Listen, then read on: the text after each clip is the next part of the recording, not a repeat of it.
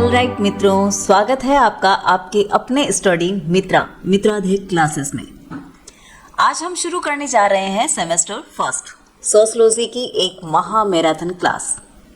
समाजशास्त्र की इस मैराथन क्लास में हम पूरे बुक के MCQs questions, fill in the blanks और लघुत्रात्मक निबंधात्मक प्रश्न को आसान भाषा में समझने वाले हैं ताकि आपकी तैयारी मजबूत हो सके। और सारे ही इम्पोर्टेंट प्रश्न हैं, तो क्लास को पूरा एंड तक देखें, वीडियो को लाइक कर दें, अपने मित्रों के साथ शेयर कर दें और अगर हाइप का बटन आ मिले तो आप हाई पॉइंट्स से हमें सपोर्ट करें। चलते हैं इकाई पहली की तरफ। सभी टॉपिक्स के नोट्स, एमसीक्यूज और फिल इन द ब्लैंक्स आपको हमारी ऐप पर मिल जाएंगे। बस ऐप डाउनलोड करें, कोर्स खरीदें और शॉर्ट नोट्स से अपनी तैयारी को और भी बेहतर बनाएं। फ्री टेस्ट भी मिलेगा आपका ऐप पर, तो कम से कम फ्री टेस्ट तो ज़रूर दें ताकि जिससे हमें ज़्यादा से ज़्यादा फ़ायदा मिल सके। लिंक आपको डिस्क्रिप्शन और पिन कमेंट पे मिल जाएगा। चलिए अब इस महा मैराथन क्लास को शुरू करते हैं। लघुत्रात्मक प्रश्न है हमारे, उससे पहले हम शुरू करेंगे हमारे एमसीक्यूज, जिसमें पहला प्रश्न है समाजशास्त्र शब्द का प्रथम प्रयोग किसने किया। ऑप्शंस है हमारे सामने। A Emile Durkheim, B Karl Marx, C August Comte, D Herbert Spencer.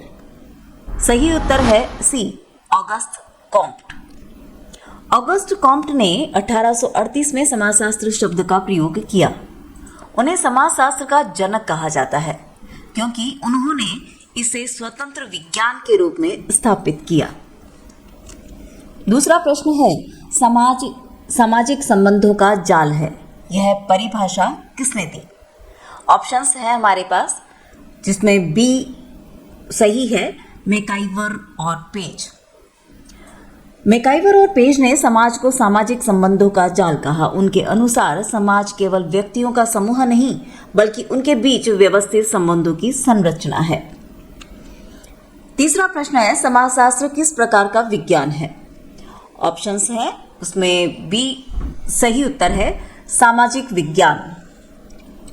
व्याख्या, समाजशास्त्र मानव व्यवहार और सामाजिक संरचना का अध्ययन करता है, इसलिए यह सामाजिक विज्ञान की श्रेणी में आता है।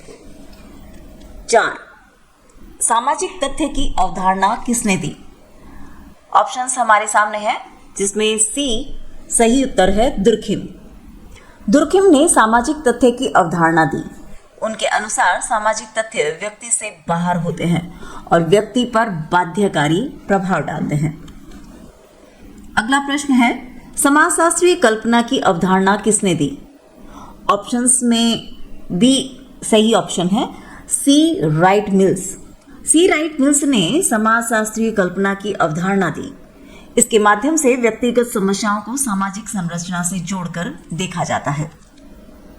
प्रश्न 6 समाजशास्त्र की 3 अवस्थाओं का सिद्धांत किसने दिया।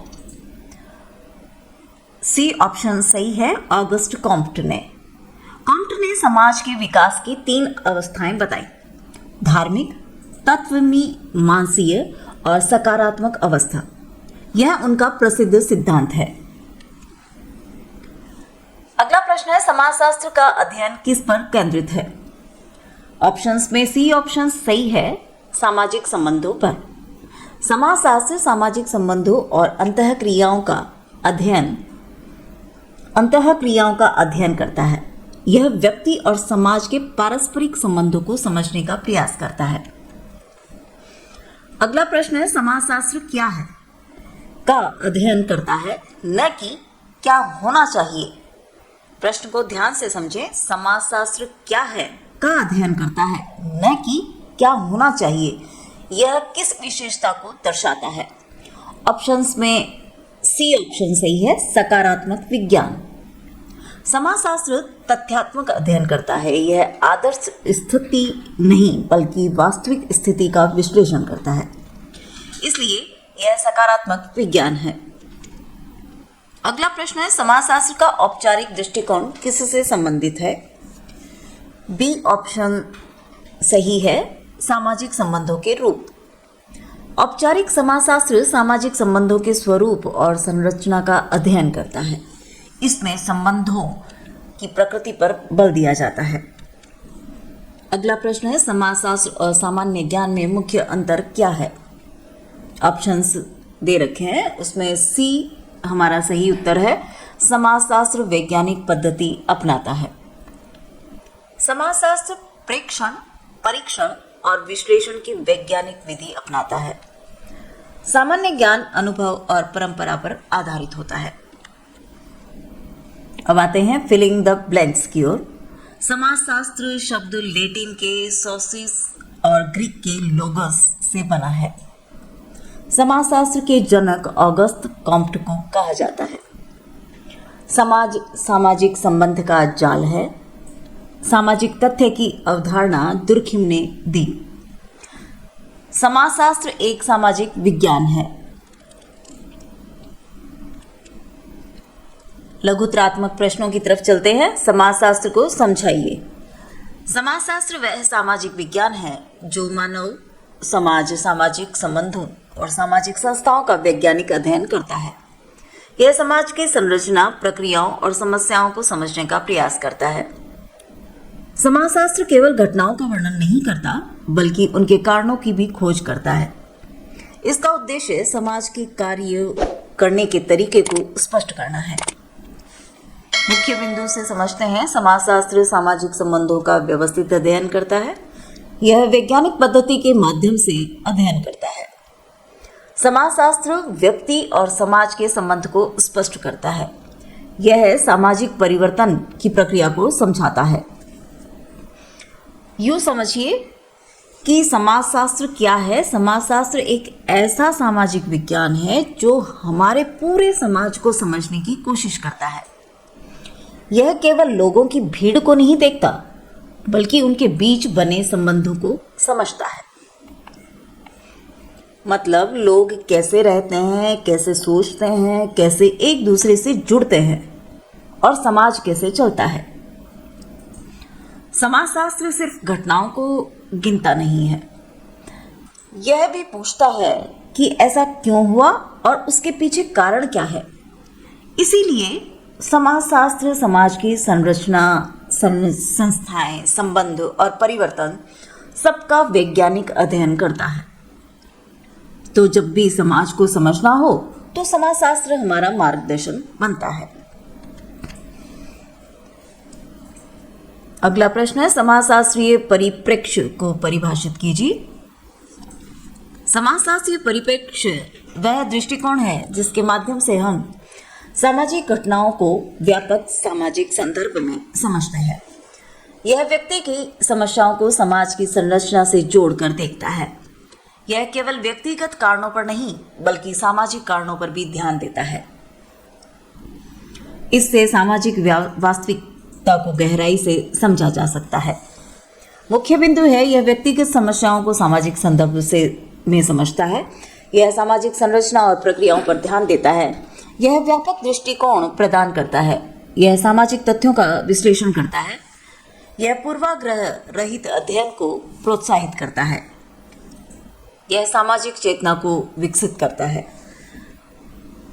जरा इस तरीके से ध्यान से समझते हैं कि समाजशास्त्रीय परिप्रेक्ष्य जो है उसका मतलब क्या है। किसी भी घटना को सिर्फ व्यक्तिगत नज़र से नहीं, बल्कि सामाजिक नज़र से देखना।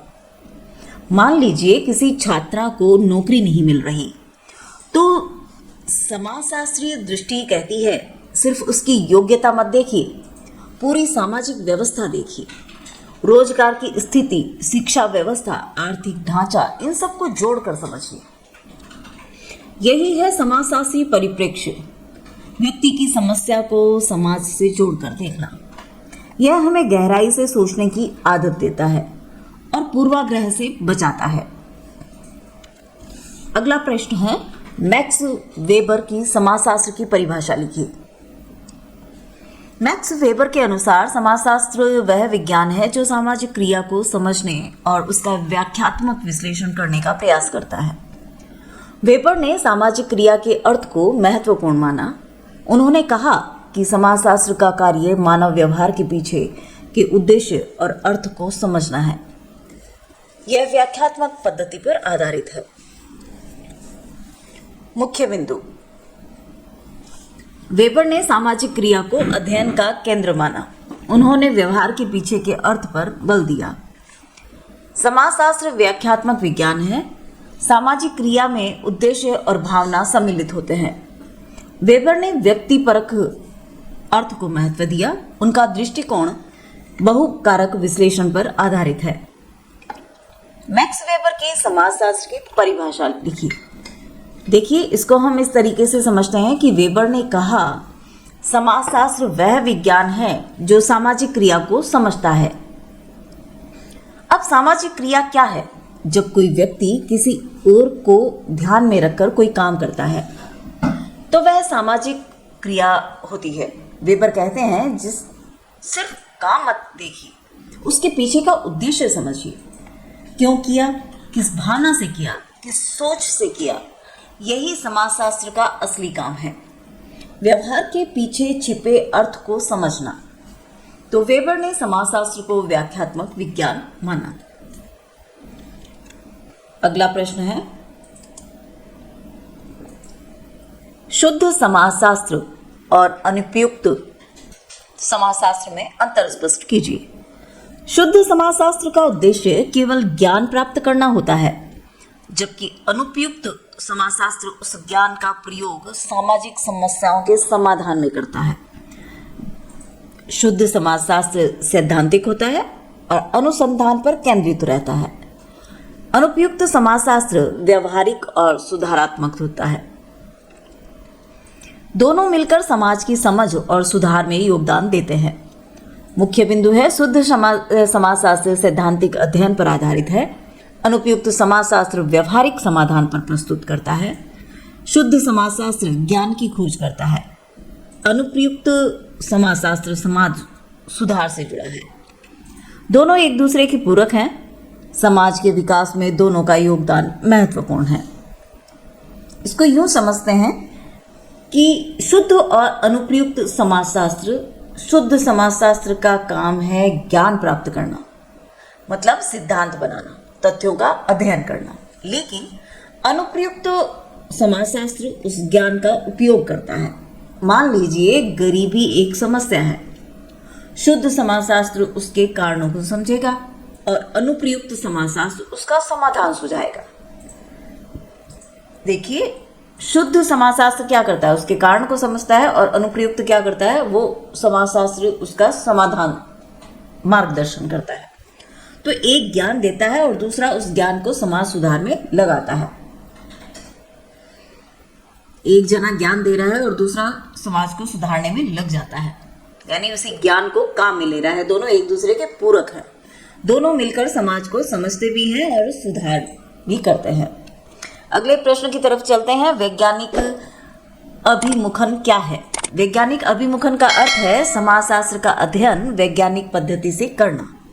इसमें प्रेक्षण तथा तथ्य संग्रह और विश्लेषण का उपयोग किया जाता है। यह पूर्वाग्रह रहित और तर्क संगत दृष्टिकोण अपनाता है। समाजशास्त्र को सकारात्मक विज्ञान के रूप में स्थापित करने में इसका महत्व है। मुख्य बिंदु है, यह प्रेक्षण और विश्लेषण पर आधारित है, तथ्यों को प्रमाण के रूप में स्वीकार करता है, पूर्वाग्रह रहित दृष्टिकोण अपनाता है, तर्क और विवेक को महत्व देता है, सामाजिक घटनाओं का वस्तुनिष्ठ अध्ययन करता है, समाजशास्त्र को सकारात्मक विज्ञान बनाता है।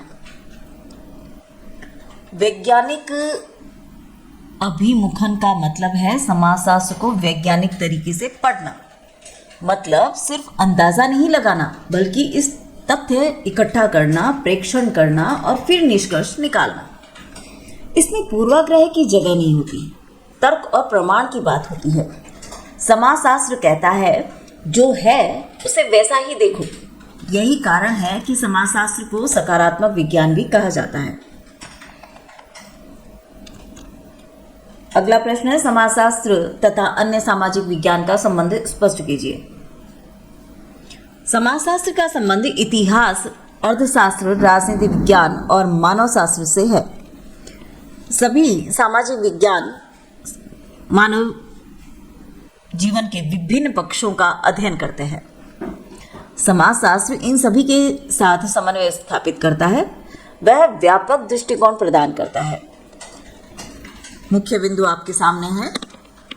हम इसे और सरल तरीके से यूं समझते हैं कि समाजशास्त्र का संबंध इतिहास से भी है, अर्थशास्त्र से भी है, राजनीति विज्ञान से भी है और मानव शास्त्र से भी। इतिहास हमें बताता है पहले क्या हुआ, अर्थशास्त्र बताता है आर्थिक व्यवस्था कैसी थी, राजनीति विज्ञान समझाता है सत्ता और शासन कैसे काम करते थे, और समाजशास्त्र इन सब को जोड़कर पूरे समाज की तस्वीर हमारे सामने रखता है। यानी समाजशास्त्र एक समन्वयकारी विज्ञान है जो भी सभी सामाजिक विज्ञानों को एक साथ समझने में मदद करता है।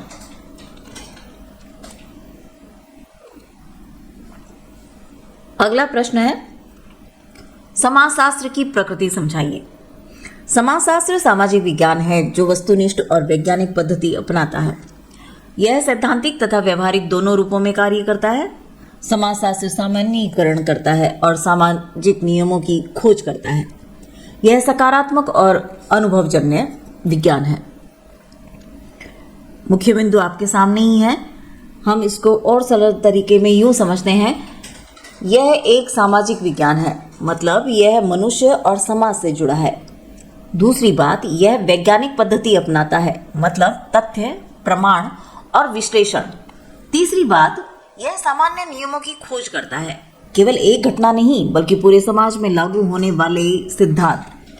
यह सकारात्मक है, मतलब जो है उसे समझता है, और यह सैद्धांतिक भी है और व्यवहारिक भी। यही इसकी विशेष प्रकृति है। अगला प्रश्न है, समाजशास्त्र के विषय क्षेत्र की व्याख्या कीजिए। समाजशास्त्र का विषय क्षेत्र सामाजिक संबंध, सामाजिक संस्थाएं और सामाजिक प्रक्रियाएं हैं। यह परिवार, धर्म, शिक्षा और राज्य जैसी संस्थाओं का अध्ययन करता है। समाजशास्त्र सामाजिक परिवर्तन और नियंत्रण का भी विश्लेषण करता है। इसका क्षेत्र व्यापक बहुआयामी है। मुख्य बिंदु का दोहरान करें, इसको सरल तरीके से समझते हैं। सबसे पहले सामाजिक संबंध, फिर परिवार, धर्म, शिक्षा, राज्य जैसी संस्थाएं, फिर सामाजिक नियंत्रण और सामाजिक परिवर्तन। मतलब जहां भी समाज है वहां समाजशास्त्र है। इसका क्षेत्र बहुत व्यापक है। यह केवल एक विषय तक सीमित नहीं है, यह समाज के हर पहलू को समझने की कोशिश करता है। अगला प्रश्न है, समाजशास्त्र वैज्ञानिक एवं मानवीय दोनों दृष्टिकोणों का समन्वय है, स्पष्ट कीजिए। समाजशास्त्र वैज्ञानिक पद्धति अपनाता है, परंतु यह मानवीय संवेदनाओं को भी समझता है। यह तथ्यों का विश्लेषण करता है और साथ ही मानवीय मूल्यों को भी महत्व देता है। इस प्रकार यह वैज्ञानिकता और मानवीयता का संतुलन स्थापित करता है। यही इसकी विशेषता है। मुख्य बिंदु, यह वैज्ञानिक विधि से अध्ययन करता है, यह मानवीय संवेदनाओं को समझता है, तथ्यों और मूल्यों दोनों को महत्व देता है, यह संतुलित दृष्टिकोण प्रदान करता है, यह सामाजिक समस्याओं के प्रति संवेदनशील है, यह समाज के समग्र अध्ययन में सहायक है। सरल शब्दों में कहें कि समाजशास्त्र एक तरफ वैज्ञानिक है क्योंकि यह तथ्य और प्रमाण पर चलता है, लेकिन दूसरी तरफ यह मानवीय भी है क्योंकि यह मनुष्य की भावनाओं, मूल्यों और संवेदनाओं को भी समझता है। यह सिर्फ आंकड़ों की बात नहीं करता, यह इंसान की बात करता है। इसलिए यह विज्ञान भी है और मानवीय अध्ययन भी। यही संतुलन समाजशास्त्र को विशेष बनाता है। अगला प्रश्न है, समाजशास्त्र का मानव शास्त्र और मनोविज्ञान से संबंध स्पष्ट कीजिए। समाजशास्त्र मानव व्यवहार का सामाजिक संदर्भ में अध्ययन करता है। मानव शास्त्र संस्कृति और परंपराओं का अध्ययन करता है। मनोविज्ञान व्यक्ति के मानसिक व्यवहार का अध्ययन करता है। तीनों मिलकर मानव जीवन की व्यापक समझ प्रदान करते हैं। मुख्य बिंदु, समाजशास्त्र सामाजिक व्यवहार का अध्ययन करता है, मानव शास्त्र संस्कृति और परंपराओं पर केंद्रित है, मनोविज्ञान मानसिक प्रक्रियाओं का अध्ययन करता है। तीनों विज्ञान मानव जीवन से संबंधित है। इनमें पारस्परिक संबंध पाया जाता है। समाज की समग्र समझ के लिए सहयोग आवश्यक है। यह समझते हैं कि समाजशास्त्र मानव व्यवहार को सामाजिक संदर्भ में देखता है। मानव शास्त्र संस्कृति, परंपरा और जनजातियों का अध्ययन करता है और मनोविज्ञान व्यक्ति के मन, भावनाओं और मानसिक प्रक्रियाओं को समझता है। तीनों अलग अलग लगते हैं लेकिन जुड़े हुए हैं, क्योंकि व्यक्ति समाज में रहता है, संस्कृति से प्रभावित होता है और मानसिक रूप से प्रतिक्रिया देता है। इसीलिए समाज को पूरी तरह समझने के लिए इन तीनों का संबंध जानना जरूरी है। निबंधात्मक प्रश्न है हमारे। पहला है समाजशास्त्र की परिभाषा, प्रकृति एवं विषय क्षेत्र का समन्वय विवेचन कीजिए। दूसरा प्रश्न है समाजशास्त्रीय परिप्रेक्ष्य तथा समाजशास्त्रीय कल्पना की विशेषताओं को स्पष्ट कीजिए। तीसरा प्रश्न है समाजशास्त्र वैज्ञानिक एवं मानवीय अभिमुखन का समन्वित विज्ञान है, स्पष्ट कीजिए। ये महत्वपूर्ण प्रश्न है, कृपया आप इनको ध्यान से देख लें, क्योंकि हम पहले दोहरान जो भी किया है उन्हीं को ही विस्तार रूप में हमें निबंधात्मक में करना होता है। इकाई 2 की तरफ जाने से पहले सभी टॉपिक्स के नोट्स, एमसीक्यूज और फिल इन द ब्लैंक्स आपको हमारी ऐप पर मिल जाएंगे। बस ऐप डाउनलोड करें, कोर्स खरीदें और शॉर्ट नोट्स से अपनी तैयारी को और भी बेहतर बनाएं। फ्री टेस्ट भी मिलेगा आपका ऐप पर, तो कम से कम उस फ्री टेस्ट को ज़रूर से ज़रूर दें। लिंक आपको डिस्क्रिप्शन और पिन कमेंट में मिल जाएगा। चलते हैं इकाई 2 की तरफ। One liner. समाज की आधारभूत इकाई व्यक्ति है। समुदाय की मुख्य विशेषता निश्चित भौगोलिक क्षेत्र है। सामाजिक संस्था संगठित सामाजिक कार्य प्रणाली से जुड़ी होती है। समिति अस्थायी और संस्था स्थायी होती है। समिति अस्थायी और संस्था स्थायी होती है। प्राथमिक समूह की अवधारणा कुली ने दी। सामाजिक संरचना समाज के अंगों के व्यवस्थित संबंध को दर्शाती है। संस्कृति की सबसे छोटी इकाई संस्कृति तत्व है। परिस्थिति व्यक्ति के सामाजिक स्थान को बताती है। समाज सामाजिक संबंधों का जाल है। समुदाय का आधार भौगोलिक क्षेत्र होता है। प्राथमिक समूह की अवधारणा कुली ने दी। संस्कृति की सबसे छोटी इकाई संस्कृति तत्व है। भूमिका सामाजिक अपेक्षा से जुड़ी होती है। भूमिका सामाजिक अपेक्षा से संबंधित होती है। समूह का निर्माण सामान्य उद्देश्य के आधार पर होता है। लघुतरात्मक प्रश्न की तरफ चलते हैं। समाज को परिभाषित कीजिए। समाज उन व्यक्तियों का एक ऐसा संगठित समूह है जो पारस्परिक संबंधों और अंतः क्रियाओं से जुड़ा होता है। यह केवल लोगों का जमाव नहीं, बल्कि उनके बीच स्थापित स्थायी संबंधों की व्यवस्था करता है।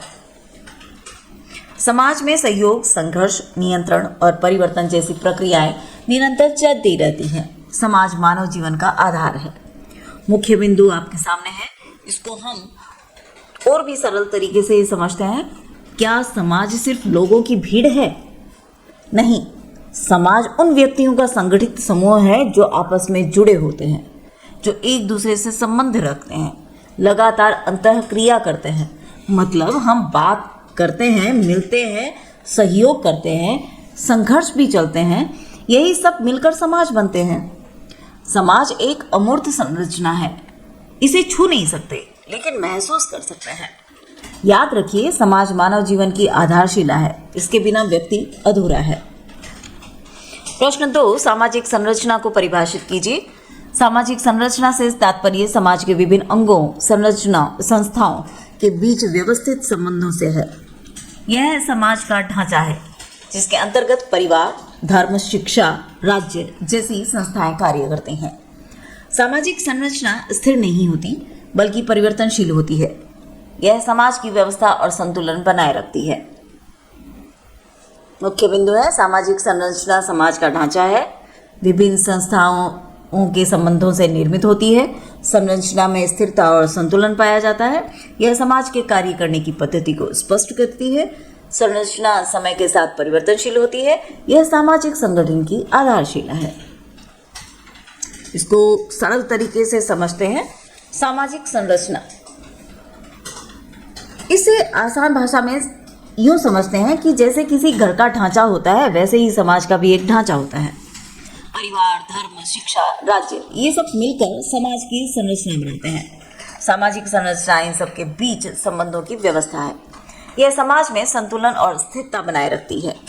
लेकिन ध्यान रखिए, यह बिल्कुल स्थिर नहीं है, समय के साथ बदलती भी है, परिवर्तनशील है। अगला प्रश्न है, संस्कृति क्या है? संस्कृति से अभिप्राय समाज द्वारा अर्जित ज्ञान, विश्वास, मूल्य, रीति रिवाज और परंपराओं से है। यह सीखी हुई जीवन शैली है जो पीढ़ी दर पीढ़ी हस्तांतरित होती है। संस्कृति व्यक्ति के व्यवहार को दिशा देती है। यह समाज की पहचान और विशिष्टता को दर्शाती है। मुख्य बिंदु है, उसका दोहरान कर लीजिएगा। इसको हम सरल भाषा में समझें कि संस्कृति का मतलब क्या है। संस्कृति का मतलब है हमारी जीवन शैली। हम कैसे बोलते हैं, कैसे पहनते हैं, कैसे सोचते हैं, कौन से त्यौहार मनाते हैं, ये सब संस्कृति का हिस्सा है। संस्कृति सीखी जाती है, जन्म से नहीं आती। यह पीढ़ी दर पीढ़ी एक दूसरे से दूसरी पीढ़ी में जाती है और यही हमारे व्यवहार को दिशा देती है। संस्कृति ही किसी समाज की पहचान बनाती है। अगला प्रश्न है, संस्कृति की भूमिका और महत्व स्पष्ट कीजिए। संस्कृति समाज में एकता और समन्वय स्थापित करती है। यह व्यक्ति को सामाजिक मानदंड और मूल्य सिखाती है। संस्कृति सामाजिक नियंत्रण का माध्यम भी है। इसके माध्यम से समाज अपनी परंपराओं और विरासत को सुरक्षित रखता है। संस्कृति के बिना सामाजिक जीवन संभव नहीं है। मुख्य बिंदु हमारे सामने है, उनका दोहरान कर लीजिए। अब इसको थोड़ा और सरल भाषा में यूँ समझते हैं कि हम उत्तर को पूरा विस्तार रूप से करने में सक्षम रहें, तो मित्राध्याय का पूरा प्रयास है कि आप उसको और भी सरल भाषा में समझने का प्रयास करें। अगर संस्कृति न हो तो क्या होगा? न कोई नियम, न कोई मूल्य और न कोई परंपरा। संस्कृति समाज को जोड़ कर रखती है। यह एकता पैदा करती है। यह हमें सिखाती है क्या सही है, क्या गलत है। संस्कृति सामाजिक नियंत्रण का भी माध्यम है।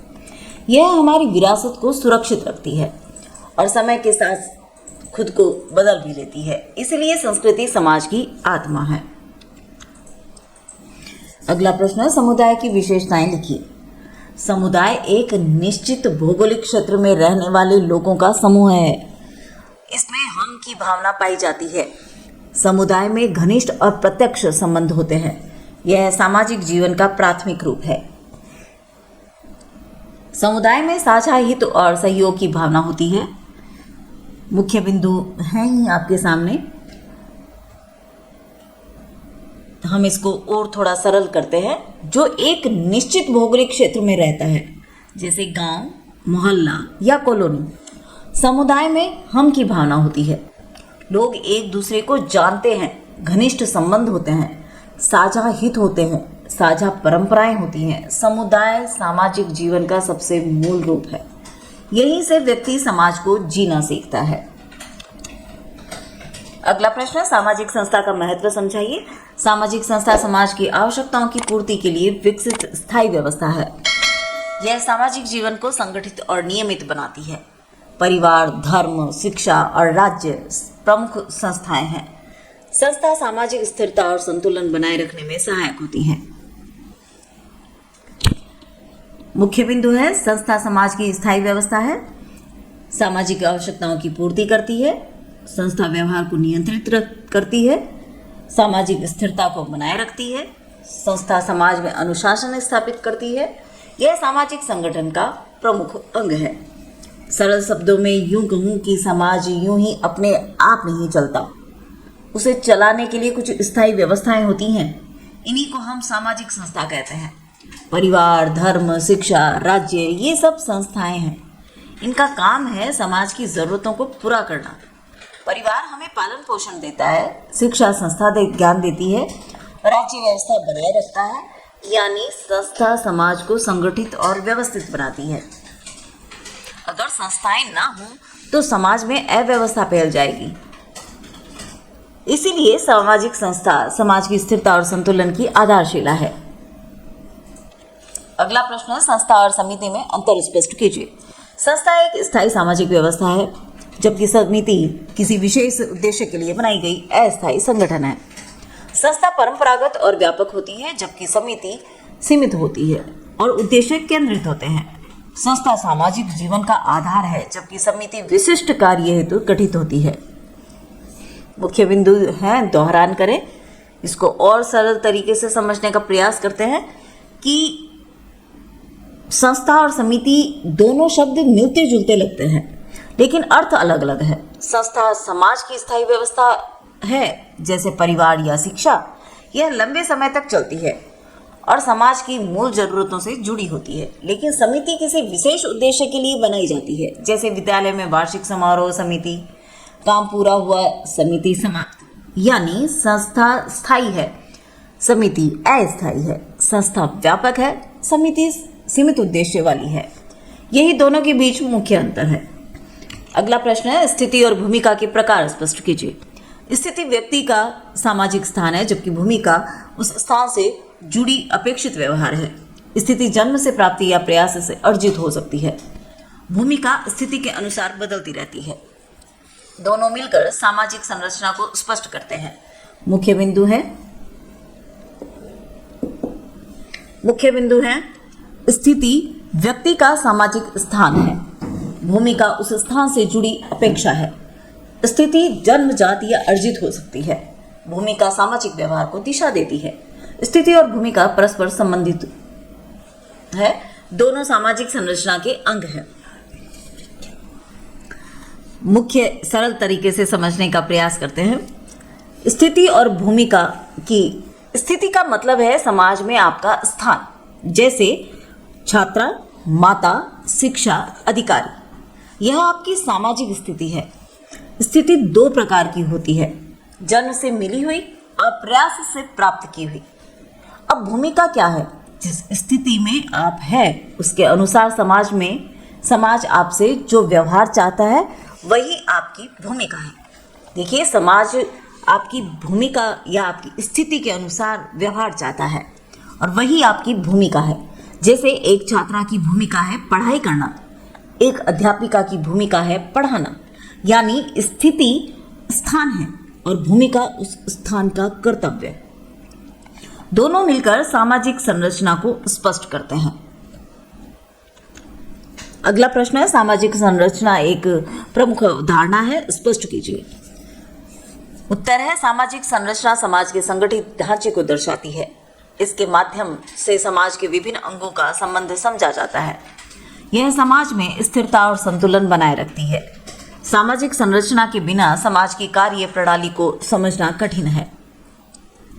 मुख्य बिंदु है, यह समाज की मूल अवधारणा है। संरचना समाज की व्यवस्था को दर्शाती है। यह संस्थाओं के संबंधों को स्पष्ट करती है। संरचना से सामाजिक संतुलन बना रहता है। यह समाज की कार्य प्रणाली को समझने में सहायक है। संरचना परिवर्तनशील परंतु संगठित होती है। इसे यूं समझने का प्रयास करते हैं, सामाजिक संरचना क्यों महत्वपूर्ण है? क्योंकि इससे हमें समझ आता है कि समाज कैसे व्यवस्थित है, कौन सी संस्था कहाँ है, कौन किससे जुड़ा है, किसका क्या कार्य है। यह पूरा ढांचा सामाजिक संरचना कहलाता है। यह समाज में स्थिरता और संतुलन बनाए रखता है। अगर संरचना को न समझें तो समाज को समझना मुश्किल हो जाता है। इसीलिए सामाजिक संरचना समाजशास्त्र की केंद्रीय अवधारणा है। अगला प्रश्न है, प्राथमिक समूह की अवधारणा स्पष्ट कीजिए। प्राथमिक समूह की अवधारणा कूली ने दी। इसमें सदस्यों के बीच घनिष्ठ प्रत्यक्ष और व्यक्तिगत संबंध होते हैं। परिवार इसका प्रमुख उदाहरण है। प्राथमिक समूह व्यक्ति के व्यक्तित्व निर्माण में महत्वपूर्ण भूमिका निभाता है। मुख्य बिंदु आपके सामने है, हम इसको सरल भाषा में समझने का प्रयास करते हैं। यह अवधारणा कूली ने दी। प्राथमिक समूह वह है जहां संबंध बहुत घनिष्ठ होते हैं, जहां लोग एक दूसरे को करीब से जानते हैं। परिवार इसका सबसे अच्छा उदाहरण है। यहाँ संबंध भावनात्मक होते हैं, व्यक्तिगत होते हैं, प्रत्यक्ष होते हैं। प्राथमिक समूह व्यक्ति के व्यक्तित्व निर्माण में बहुत महत्वपूर्ण भूमिका निभाता है। यही वह जगह है जहां हम सामाजिक जीवन जीना सीखते हैं और यहीं से हम समाज का हिस्सा बनते हैं। निबंधात्मक प्रश्न है, ये बहुत ही महत्वपूर्ण है, आपको बता दिए जा रहे हैं, आप इनका दोहरान कर लें, क्योंकि जो हमने लघुत्रात्मक या अन्य समझने का प्रयास किया है उसको विस्तार रूप से ही इनको करना है। पहला प्रश्न है, सामाजिक संरचना की अवधारणा का विस्तृत विश्लेषण कीजिए। दूसरा प्रश्न है, संस्कृति की भूमिका एवं महत्व समय विवेचन कीजिए। तीसरा प्रश्न है, परिस्थिति और भूमिका की अवधारणा का विस्तृत वर्णन कीजिए तथा उनके पारस्परिक संबंध को स्पष्ट कीजिए। इकाई 3 की तरफ जाने से पहले मैं आपको याद दिला दूं, सभी टॉपिक्स के नोट्स, एमसीक्यूज और फिल इन द ब्लैंक्स आपको हमारी ऐप पर मिल जाएंगे। बस ऐप डाउनलोड करें, कोर्स खरीदें और शॉर्ट नोट्स से अपनी तैयारी को और भी बेहतर और मजबूत बनाइए। फ्री टेस्ट भी मिलेगा आपको। ऐप पर जाएं और कम से कम इसको आप ज़रूर टेस्ट दें ताकि आपकी परीक्षा में आपको बहुत फ़ायदेमंद हो। लिंक आपको डिस्क्रिप्शन और पिन कमेंट में मिल जाएगा। चलते हैं इकाई 3 की तरफ। वन लाइन के जो है वो काफ़ी इम्पोर्टेंट है, इनको ध्यान से समझे। सामाजिकरण की प्रक्रिया परिवार से प्रारंभ होती है। आत्मदर्पण सिद्धांत कूली ने दिया। सामाजिकरण का मुख्य उद्देश्य व्यक्तित्व निर्माण है। सामाजिक नियंत्रण का प्रमुख साधन मानदंड है। पुनः सामाजिकरण का अर्थ नई भूमिकाएं सीखना है। सामाजिक स्तरीकरण समाज का स्तर आधारित विभाजन है। सामाजिक गतिशीलता का संबंध सामाजिक स्थिति में परिवर्तन से है। सामाजिकरण का द्वितीय अभिकरण विद्यालय है। सामाजिक मूल्य सामाजिक आदर्शों से जुड़े होते हैं। बंद स्तरीकरण प्रणाली का उदाहरण जाति है। सामाजिकरण की प्रथम पाठशाला परिवार है। आत्मदर्पण सिद्धांत के प्रतिपादक कूली हैं। सामाजिक नियंत्रण का प्रमुख साधन मानदंड है। सामाजिक स्तरीकरण समाज का स्तर विभाजन है। जाति बंद स्तरीकरण प्रणाली का उदाहरण है। लघुत्रात्मक प्रश्न है, पहला है सामाजिकरण को समझाइए।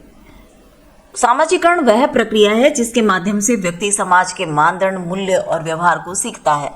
यह जन्म से आरंभ होकर जीवन भर चलती है। सामाजिकरण व्यक्ति को सामाजिक जीवन के योग्य बनाता है। इसके बिना व्यक्ति समाज में समायोजन नहीं कर सकता। मुख्य बिंदु आपके सामने है, दोहरान करें। इसको और सरल तरीके से समझने का प्रयास करते हैं कि सामाजिकरण वह प्रक्रिया है जिससे हम समाज में जीना सीखते हैं। जब एक बच्ची जन्म लेती है तो उसे कुछ नहीं आता। धीरे धीरे वह बोलना सीखती है, चलना सीखती है, व्यवहार करना सीखती है। यही सामाजिकरण है। समाज के मानदंड, मूल्य और नियम उसे सिखाए जाते हैं। यह प्रक्रिया जन्म से शुरू होती है और जीवन भर चलती रहती है, क्योंकि सीखने का काम तो जीवन भर चलता ही रहता है। हम कुछ ना कुछ सीखते रहते हैं। इसी के कारण व्यक्ति समाज के योग्य बनता है। दूसरा प्रश्न है, व्यक्ति और समाज पूरक हैं कैसे? व्यक्ति और समाज एक दूसरे के बिना अधूरे हैं। समाज व्यक्तियों से बनता है और व्यक्ति समाज से बिना अपनी पहचान नहीं बना सकता, तो समाज से ही उसकी पहचान मिलती है। व्यक्ति समाज के नियमों का पालन करता है और समाज व्यक्ति को दिशा देता है। दोनों का संबंध पारस्परिक निर्भरता पर आधारित है। मुख्य बिंदु है, समाज व्यक्तियों का संगठित समूह है। व्यक्ति समाज से मूल्य और आदर्श सीखता है। दोनों में पारस्परिक निर्भरता पाई जाती है। समाज व्यक्ति को पहचान प्रदान करता है। व्यक्ति समाज में परिवर्तन ला सकता है। दोनों एक दूसरे के पूरक तत्व हैं। इसको और भी आसान समझने का प्रयास करते हैं। क्या व्यक्ति अकेले समाज बना सकता है? नहीं, बिल्कुल नहीं। और क्या समाज व्यक्तियों के बिना हो सकता है? ये भी नहीं। समाज व्यक्तियों से बनता है और व्यक्ति समाज से पहचान बनाता है। हम जो भाषा बोलते हैं, जो नियम मानते हैं, जो आदर्श अपनाते हैं, सब समाज से सीखते हैं। और दूसरी तरफ व्यक्ति भी समाज में बदलाव ला सकता है। इसीलिए दोनों एक दूसरे के पूरक हैं। एक के बिना दूसरा अधूरा है। अगला प्रश्न है, पुनः सामाजिकरण की अवधारणा स्पष्ट कीजिए।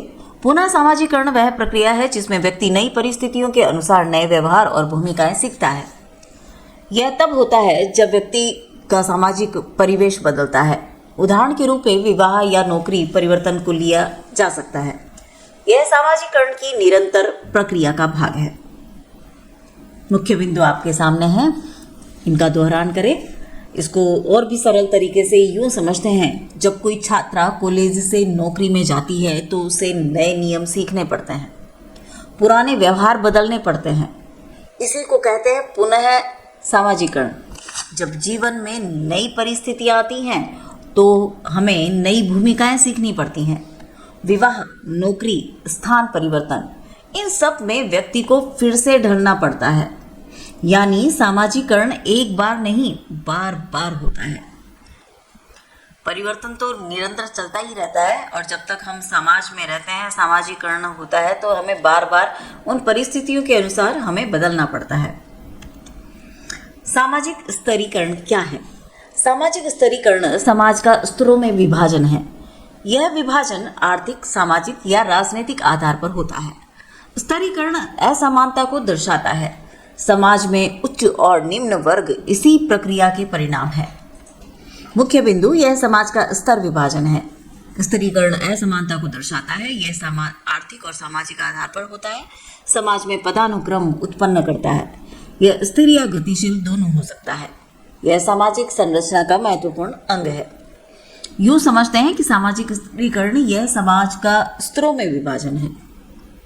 हर समाज में कुछ लोग ऊंचे स्थान पर होते हैं, कुछ नीचे स्थान पर होते हैं। यह विभाजन धन, शक्ति या प्रतिष्ठा के आधार पर हो सकता है। इसी से उच्च वर्ग, मध्यम वर्ग, निम्न वर्ग बनते हैं। यह असमानता को दर्शाता है और समाज में पदानुक्रम पैदा करता है। यही सामाजिक स्तरीकरण है।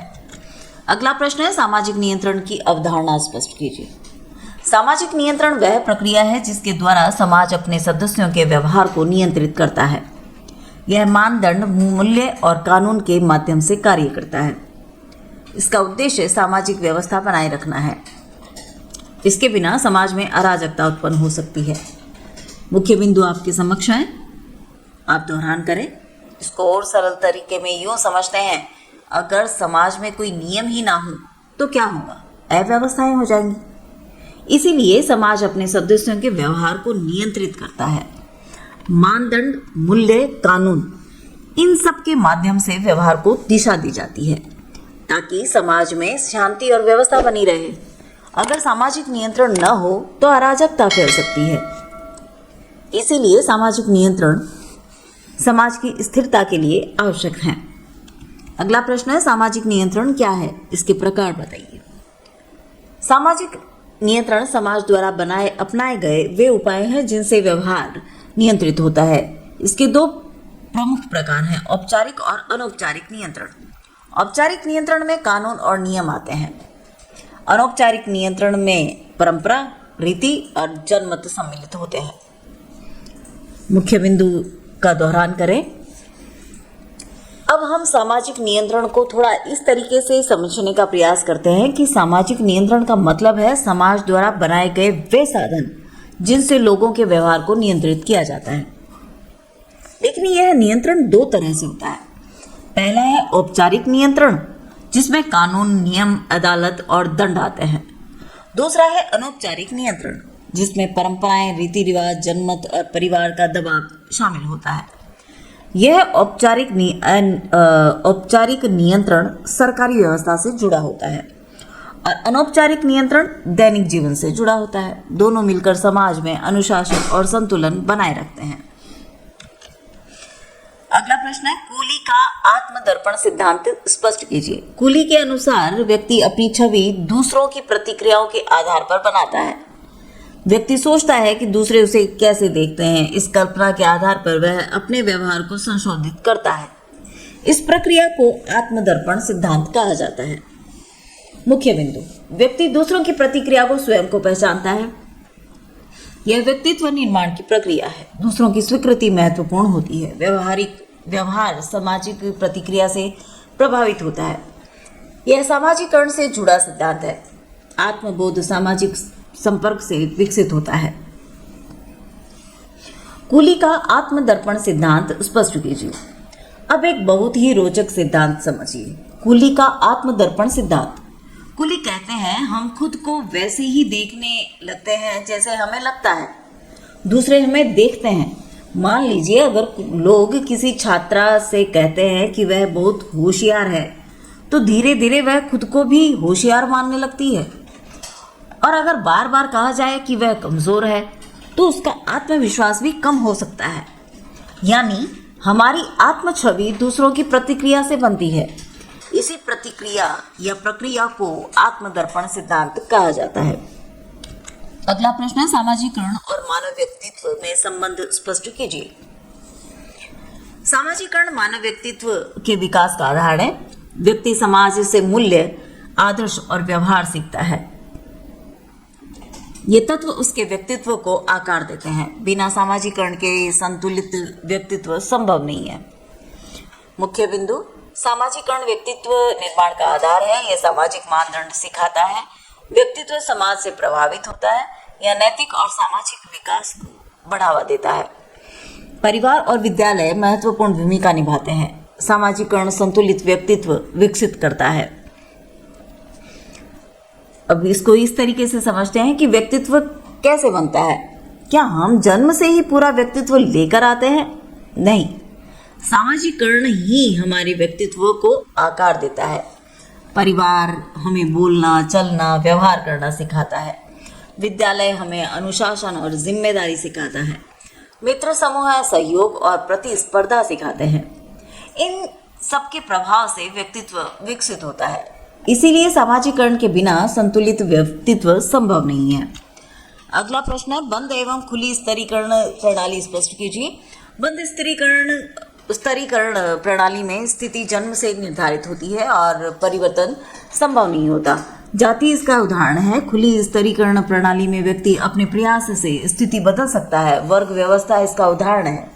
मुख्य बिंदु, बंद प्रणाली जन्म आधारित होती है। इसमें स्थिति परिवर्तन संभव नहीं होता है। खुली प्रणाली प्रयास आधारित होती है। इसमें सामाजिक गतिशीलता संभव है। जाति बंद प्रणाली का उदाहरण है। वर्ग खुली प्रणाली का उदाहरण है। इसको यूं समझते हैं, बंद स्तरीकरण प्रणाली में स्थिति जन्म से तय होती है। जैसे जाति व्यवस्था, जहां व्यक्ति चाहे जितनी मेहनत कर ले अपनी मूल स्थिति बदल नहीं सकता। लेकिन खुली स्तरीकरण प्रणाली में व्यक्ति अपने प्रयास से स्थिति बदल सकता है। जैसे वर्ग व्यवस्था, यहाँ शिक्षा, मेहनत और योग्यता से ऊपर जाया जा सकता है। यानी बंद प्रणाली स्थिर है और खुली प्रणाली गतिशील है। अगला प्रश्न है, स्थिति और भूमिका के प्रकार स्पष्ट कीजिए। स्थिति व्यक्ति का सामाजिक स्थान है और भूमिका उससे जुड़ा व्यवहार है। स्थिति दो प्रकार की होती है, जन्मजात और अर्जित। भूमिका भी परिस्थिति के अनुसार बदलती है। दोनों सामाजिक संरचना को समझने में सहायक है। मुख्य बिंदु का दोहरान आप कर ले।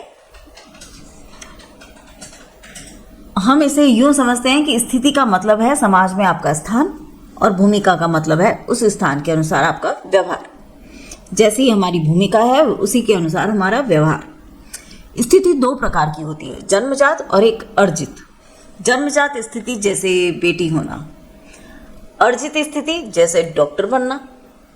अब भूमिका क्या है? हर स्थिति के साथ कुछ अपेक्षाएं जुड़ी होती हैं। एक छात्रा की भूमिका है पढ़ाई करना, एक शिक्षिका की भूमिका है पढ़ाना। यानी स्थिति स्थान है और भूमिका उस स्थान का कर्तव्य। दोनों मिलकर सामाजिक व्यवस्था को बनाए रखते हैं। निबंधात्मक प्रश्न जो हैं वो इम्पोर्टेंट है, आप उनको ध्यान से जरूर पढ़ें। पहला प्रश्न है, सामाजिकरण की प्रक्रिया का विस्तृत वर्णन कीजिए तथा मानव व्यक्तित्व के निर्माण में उसकी भूमिका स्पष्ट कीजिए। दूसरा प्रश्न है, कूली के आत्मदर्पण सिद्धांत का आलोचनात्मक विवेचन कीजिए। तीसरा प्रश्न है, सामाजिक स्तरीकरण की अवधारणा स्पष्ट कीजिए तथा बंद और खुली स्तरीकरण प्रणाली का तुलनात्मक अध्ययन कीजिए। इकाई 4 की तरफ जाने से पहले सभी टॉपिक्स के नोट्स, एमसीक्यूज और फिल इन द ब्लैंक्स आपको हमारी ऐप पर मिल जाएंगे। बस ऐप डाउनलोड करें, कोर्स खरीदें और शॉर्ट नोट्स से अपनी तैयारी को और भी बेहतर बनाएं।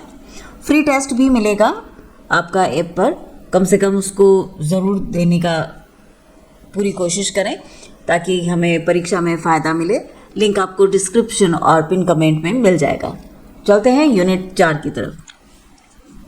वन लाइनर इम्पोर्टेंट है, उनको ध्यान से सुने और दोहरान करें। सामाजिक परिवर्तन का अर्थ सामाजिक संरचना में परिवर्तन है। उत्विकास सरल से जटिल दिशा में होता है। क्रांति तीव्र और अचानक परिवर्तन है। सांस्कृतिक पिछड़ापन की अवधारणा आर्ग बढ़ने दी। सोरोकिन के अनुसार परिवर्तन का आधार सांस्कृतिक प्रकार है। वर्ग संघर्ष का सिद्धांत मार्क्स से संबंधित है।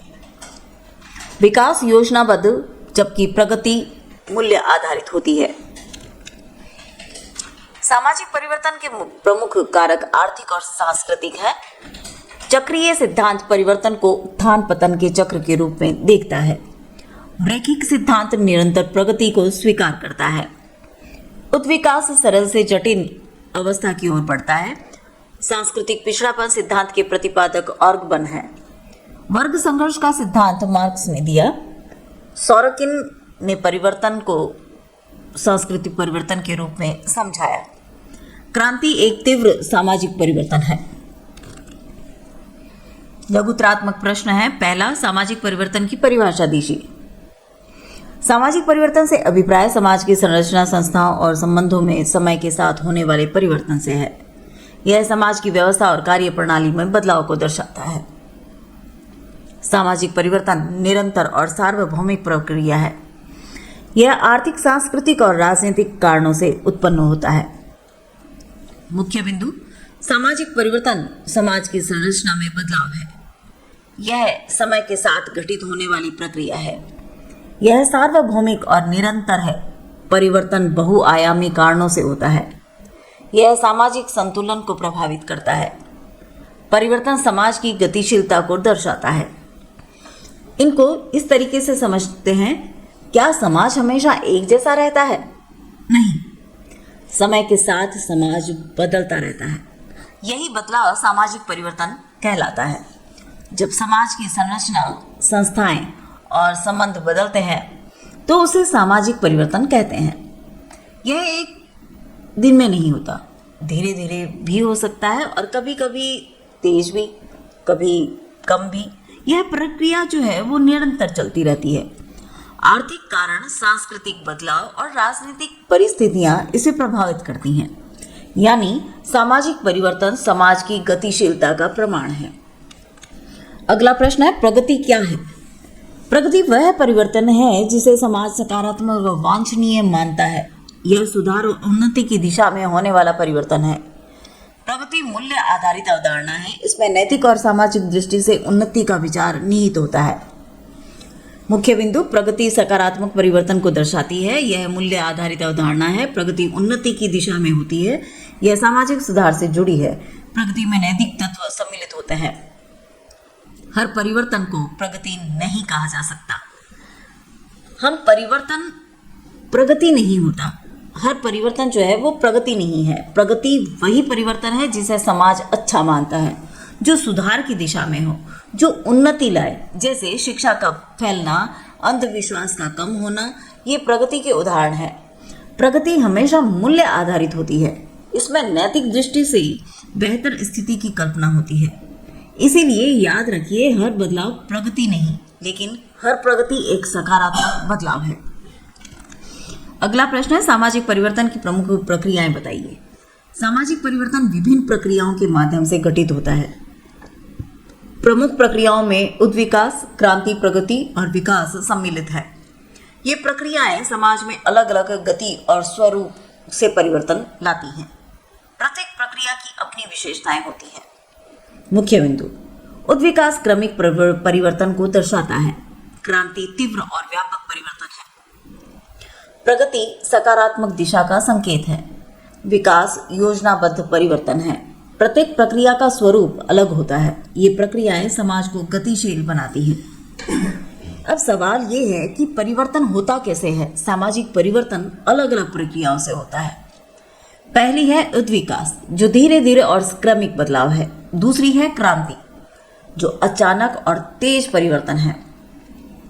तीसरी है प्रगति, जो सकारात्मक दिशा का संकेत देती है। और चौथी है विकास, जो योजनाबद्ध परिवर्तन है। हर प्रक्रिया की अपनी गति और स्वरूप है। इन्हीं के माध्यम से समाज आगे बढ़ता है। तकनीकी निर्धारणवाद की अवधारणा स्पष्ट कीजिए। तकनीकी निर्धारणवाद के अनुसार समाज में परिवर्तन का मुख्य कारण तकनीकी विकास है। नई तकनीक सामाजिक जीवन और मूल्यों को प्रभावित करती है। आर्थिक और सांस्कृतिक परिवर्तन तकनीकी उन्नति से जुड़े होते हैं। यह दृष्टिकोण आधुनिक समाज को समझने में सहायक होते हैं। मुख्य बिंदु आपके सामने है, आप इनका दोहरान करिए। इसको थोड़ा और सरल भाषा में यूं कहें कि आज तकनीक हमारे जीवन को कितना बदल रही है। इसी विचार को तकनीकी निर्धारणवाद कहते हैं। इस दृष्टिकोण के अनुसार समाज में परिवर्तन का मुख्य कारण तकनीकी विकास है। नई तकनीक आती है तो जीवन शैली बदलती है, संबंध बदलते हैं, आर्थिक ढांचा बदलता है, यहाँ तक कि मूल्य और सोच भी बदल जाती है। इसीलिए कहा जाता है कि तकनीक समाज की दिशा तय करती है। अगला प्रश्न है, उद्विकास की विशेषताएं स्पष्ट कीजिए। उद्विकास सरल से जटिल अवस्था की ओर क्रमिक परिवर्तन है। यह धीमी और सतत प्रक्रिया है। इसमें दिशा और निरंतरता पाई जाती है। समाज समय के साथ अधिक संगठित और जटिल बनता है। मुख्य बिंदु है, उद्विकास क्रमिक और धीमा परिवर्तन है। यह सरल से जटिल अवस्था की ओर बढ़ता है। इसमें निरंतरता और दिशा पाई जाती है। उद्विकास स्वाभाविक प्रक्रिया है। यह दीर्घकालीन परिवर्तन को दर्शाता है। समाज अधिक संगठित बनता है। इसको इस तरीके से समझने का प्रयास करते हैं कि उद्विकास का मतलब क्या है। इसका मतलब है धीरे धीरे होने वाला परिवर्तन। यह अचानक नहीं होता। समाज सरल अवस्था से जटिल अवस्था की ओर बढ़ता है, जैसे छोटे समुदाय से बड़े संगठित समाज की ओर। इसमें निरंतरता होती है, एक दिशा होती है। यह स्वाभाविक प्रक्रिया है और लंबे समय में समाज को अधिक संगठित बनाती है। यह उद्विकास की प्रमुख विशेषताएं हैं। छठा, क्रांति की विशेषताएं लिखिए। क्रांति सामाजिक परिवर्तन का तीव्र और व्यापक रूप है। इसमें संरचना और व्यवस्था में मूलभूत परिवर्तन होते हैं। क्रांति अचानक और अकाल में घटित होती है। यह प्राय असंतोष और संघर्ष से उत्पन्न होती है। मुख्य बिंदु आपके सामने है। इसको इस तरीके से समझने का प्रयास करते हैं, जब समाज में असंतोष बहुत बढ़ जाता है और लोग अचानक व्यवस्था बदल देते हैं, इसी को हम क्रांति कहते हैं। क्रांति धीमी प्रक्रिया नहीं है, यह तेज और अचानक परिवर्तन है। इसमें केवल छोटे सुधार नहीं होते, बल्कि पूरी व्यवस्था बदल सकती है। शासन बदल सकता है, सत्ता बदल सकती है, आर्थिक ढांचा बदल सकता है। अक्सर क्रांति संघर्ष और असंतोष से पैदा होती है और इसका प्रभाव समाज के हर क्षेत्र पर पड़ता है। इसीलिए क्रांति और सामाजिक परिवर्तन का तीव्र और व्यापक रूप है। अगला प्रश्न है, सामाजिक परिवर्तन के कारक स्पष्ट कीजिए। सामाजिक परिवर्तन विभिन्न कारकों से प्रभावित होता है। आर्थिक, तकनीकी, सांस्कृतिक और राजनीतिक कारक इसमें प्रमुख है। शिक्षा और जनसंख्या वृद्धि भी परिवर्तन को प्रभावित करते हैं। ये सभी कारक मिलकर समाज को नई दिशा देते हैं। मुख्य बिंदु, आर्थिक परिवर्तन महत्वपूर्ण कारक है।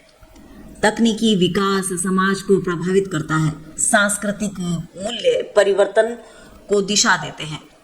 राजनीतिक व्यवस्था परिवर्तन में सहायक होती है।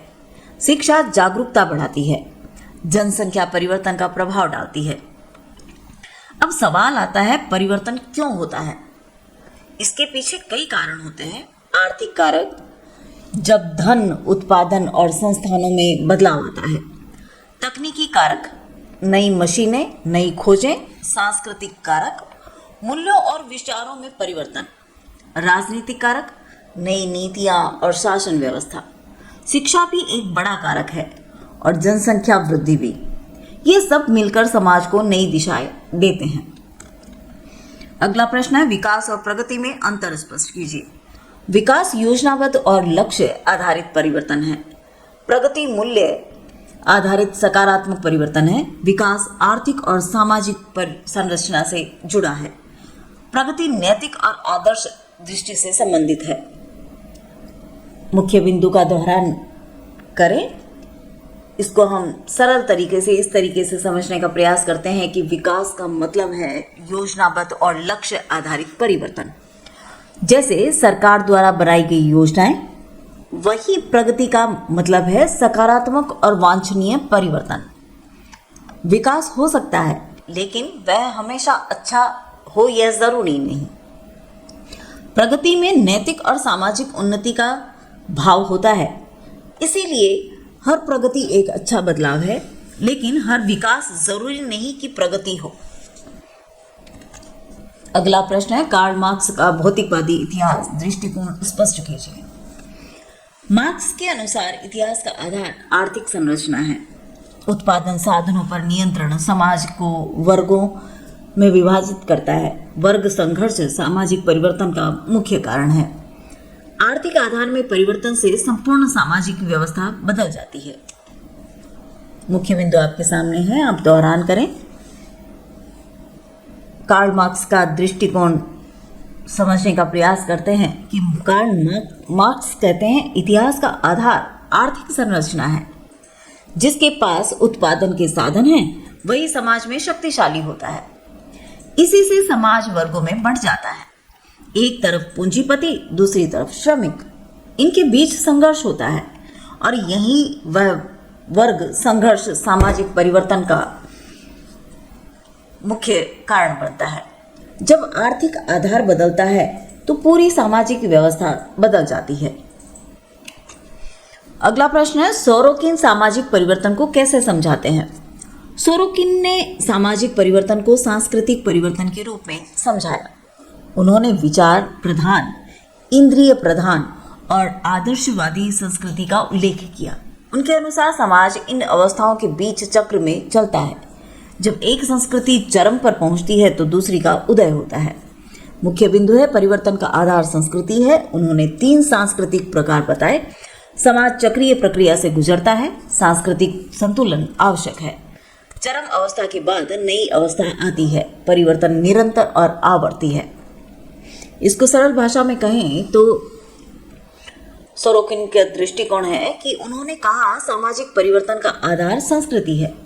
उन्होंने 3 प्रकार की संस्कृतियों की बात की, विचार प्रधान, इंद्रिय प्रधान और आदर्शवादी। उनके अनुसार समाज इन अवस्थाओं के बीच चक्रीय रूप से घूमता है। जब एक संस्कृति अपनी चरम सीमा पर पहुंचती है तो दूसरी संस्कृति का उदय होता है। यानी परिवर्तन सीधी रेखा में नहीं बल्कि चक्र के रूप में चलता है। इसी प्रकार सोरोकिन ने सामाजिक परिवर्तन को समझाया। हमारे निबंधात्मक प्रश्न है इस इकाई के, जो कि काफ़ी महत्वपूर्ण है। आप इनका दोहरान जरूर से करें। कार्ल मार्क्स के भौतिकवादी इतिहास दृष्टिकोण का समालोचनात्मक विवेचन कीजिए। दूसरा है सोरोकिन के सामाजिक परिवर्तन संबंधी सिद्धांत को स्पष्ट कीजिए। तीसरा है सामाजिक परिवर्तन की प्रक्रियाओं एवं प्रमुख कारकों का विस्तृत विश्लेषण कीजिए। 5वीं इकाई की तरफ जाने से पहले मैं आपको फिर से याद दिला देती हूँ, सभी टॉपिक्स के नोट्स, एमसीक्यूज और फिल इन द ब्लैंक्स आपको हमारी ऐप पर मिल जाएंगे। बस ऐप डाउनलोड करें, कोर्स खरीदें और शॉर्ट नोट्स से अपनी तैयारी को और भी बेहतर बनाएं। फ्री टेस्ट भी आपको मिलेगा आपके अपने ऐप पर, कम से कम उसको ज़रूर दें ताकि आपकी परीक्षा में काफ़ी हेल्पफुल होगा। लिंक आपको डिस्क्रिप्शन और पिन कमेंट में मिल जाएंगे। चलते हैं हम यूनिट 5 की ओर। वन लाइनर जो कि बहुत ही महत्वपूर्ण है, ध्यान से सुनिए। अनुप्रयुक्त समाजशास्त्र का मुख्य उद्देश्य सामाजिक समस्याओं का समाधान है। सामाजिक समस्या एक अवांछनीय सामाजिक स्थिति है। सामाजिक नीति का संबंध नागरिक कल्याण से है। समाज का कार्य का मुख्य आधार मानव सेवा है।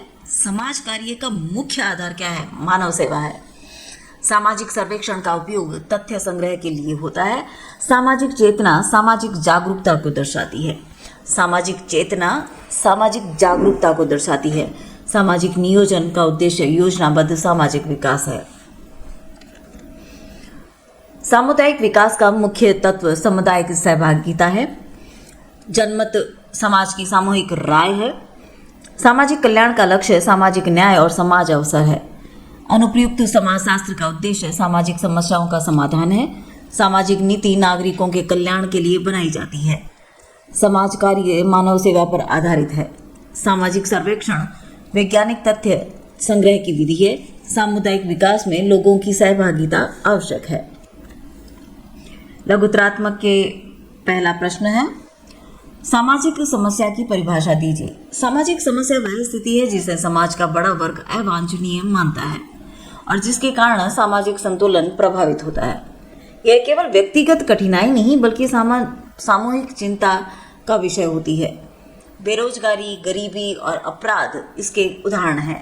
सामाजिक समस्या समाधान की मांग करती है। मुख्य बिंदु आपके सामने है, दोहरान करें। इसको सरल तरीके से यूँ समझते हैं कि क्या हर परेशानी सामाजिक समस्या होती है? नहीं, सामाजिक समस्या वह होती है जिसे समाज का बड़ा वर्ग गलत या अवांछनीय मानता है। यह सिर्फ एक व्यक्ति की कठिनाई नहीं होती बल्कि सामूहिक चिंता का विषय होती है। जैसे बेरोजगारी, गरीबी, अपराध, ये पूरे समाज को प्रभावित करते हैं। सामाजिक समस्या समाज के संतुलन को बिगाड़ती है और इसीलिए इसके समाधान के लिए सामूहिक प्रयास की आवश्यकता होती है।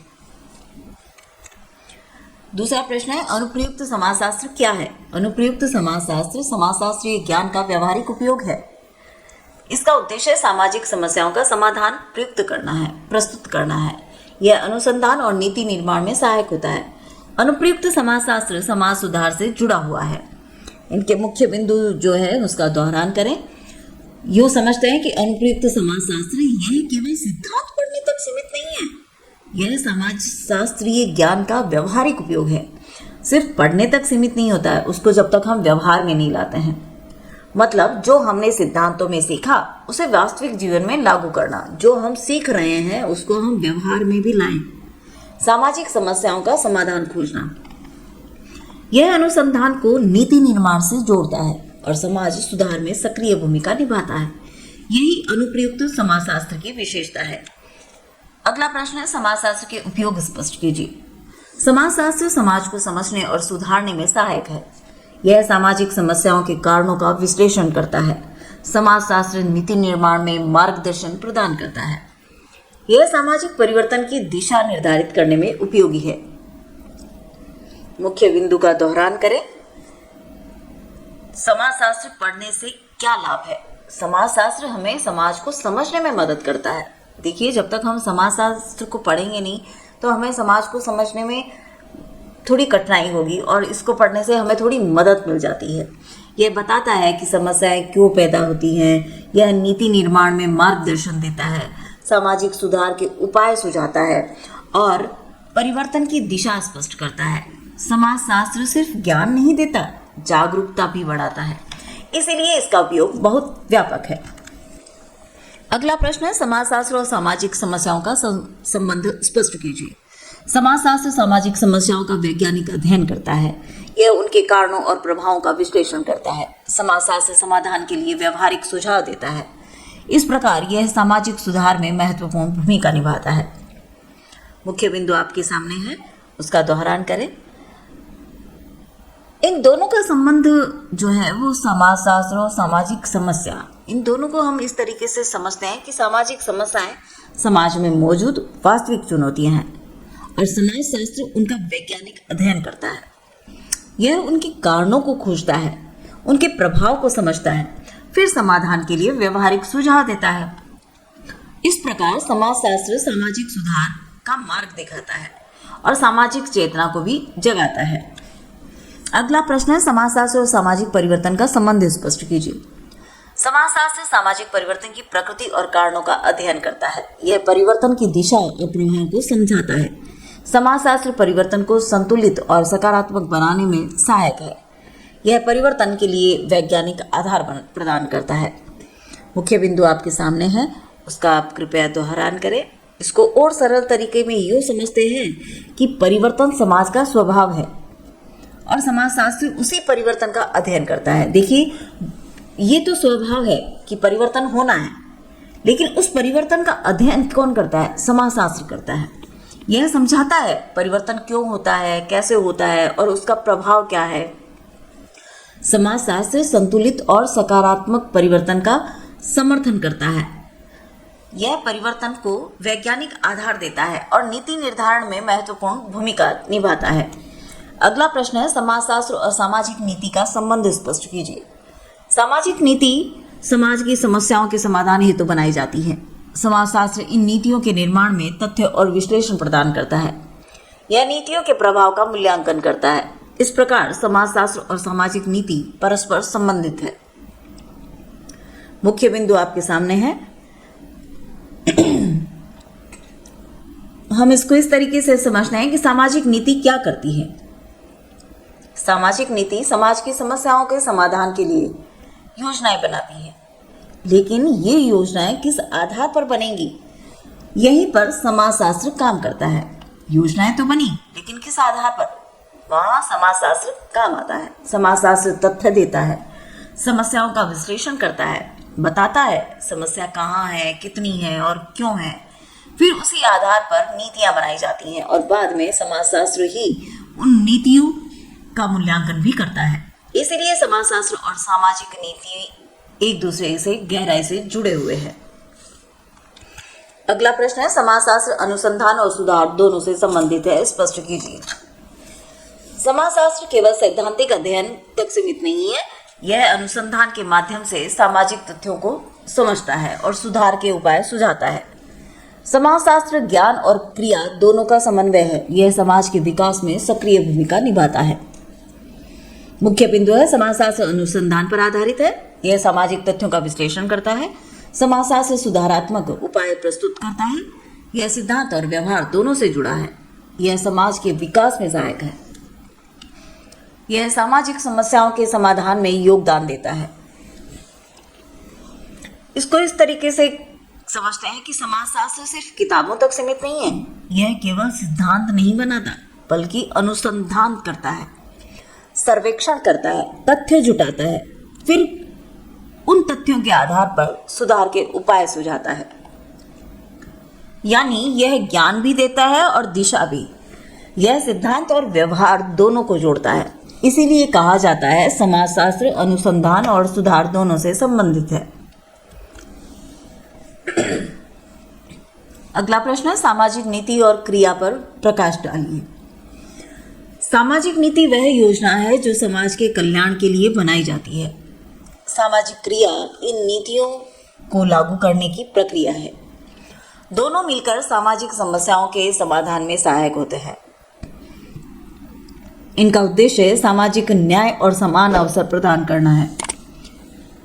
मुख्य बिंदु का दोहरान करें। इसको यूं समझते हैं कि सामाजिक नीति योजना है और सामाजिक क्रिया उस योजना को लागू करने की प्रक्रिया है। मान लीजिए सरकार ने शिक्षा सुधार की नीति बनाई, तो उसे जमीन पर लागू करना सामाजिक क्रिया है। दोनों मिलकर समाज सुधार का काम करते हैं। इनका उद्देश्य है सामाजिक न्याय और समान अवसर। यानी नीति दिशा देती है और क्रिया उसे वास्तविकता बनाती है। अगला प्रश्न है, समकालीन सामाजिक समस्याओं के समाधान में अनुप्रयुक्त समाजशास्त्र की भूमिका स्पष्ट कीजिए। अनुप्रयुक्त समाजशास्त्र आधुनिक समस्याओं जैसे बेरोजगारी और अपराध का अध्ययन करता है। यह उनके कारणों का विश्लेषण कर समाधान प्रस्तुत करता है। अनुसंधान और सर्वेक्षण के माध्यम से तथ्य एकत्रित किए जाते हैं। इससे प्रभावी नीति निर्माण संभव होता है। मुख्य बिंदु आपके सामने हैं, उनका दोहरान करें। इसको सरल भाषा में यूँ समझते हैं कि आज के समय को देखते हैं, बेरोजगारी, अपराध, नशाखोरी, ये सब आधुनिक समस्याएं हैं। अनुप्रयुक्त समाजशास्त्र इनका गहराई से अध्ययन करता है, सर्वेक्षण करता है, आंकड़े जुटाता है, कारणों का विश्लेषण करता है, फिर समाधान के सुझाव देता है। इसी आधार पर प्रभावी नीतियां बनाई जाती हैं। इस तरह अनुप्रयुक्त समाजशास्त्र समकालीन समस्याओं के समाधान में महत्वपूर्ण भूमिका निभाता है।